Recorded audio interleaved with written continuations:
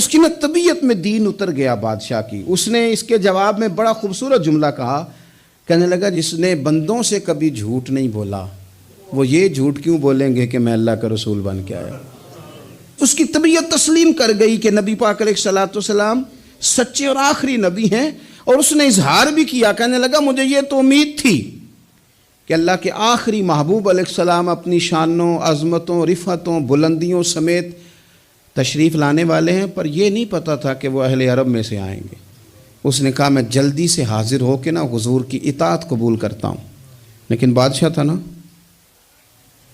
بڑا آدمی جو ہوتا ہے نا وہ اپنے ماحول کو ذرا تھوڑا ساتھ لے کے چلنا چاہتا ہے.